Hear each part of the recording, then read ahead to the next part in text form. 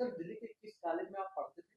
उसका नाम ज़रा ज़िक्र करिए। जिस कॉलेज से मैंने अपना पीजीडीएम कोर्स किया है उसका नाम श्री साधा institute of Indian management research जो कि वसंत कुंज में पड़ता है और एक पॉश इलाके में है। इसके चेयरमैन हैं चैतन्य नंदू साथी।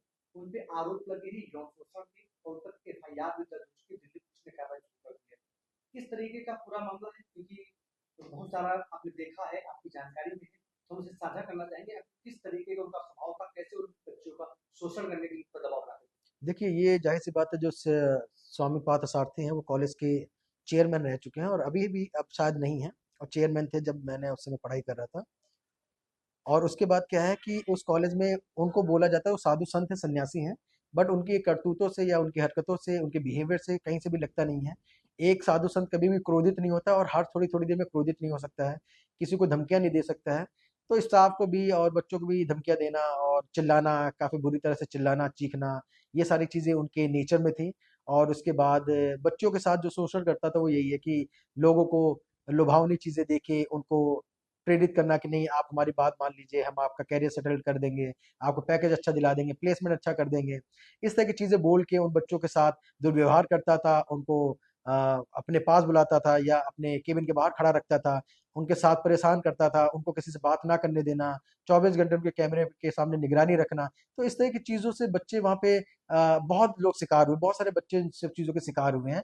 और उन सारे कैमरों का एक्सेस जो है वो स्वामी पार्थ सारथी के साथ ही होता था, उनके पास ही होता था, उनके आईपैड में हुआ करता था। अब क्योंकि एफआईआर दर्ज हुई, तो किस तरीके की कार्रवाई आप लोग चाह रहे हैं?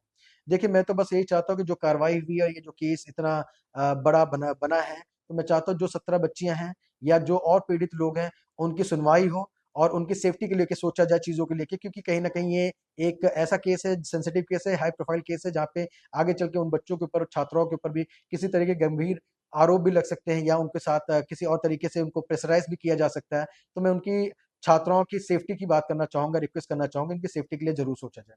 पार्थ सारथी की सुरक्षा कवच कैसा होता था? कॉलेज में किस तरीके की सुरक्षा के इंतजाम होते थे? कैसे निगरानी की जाती थी छात्रों को जिनको टारगेट करते थे?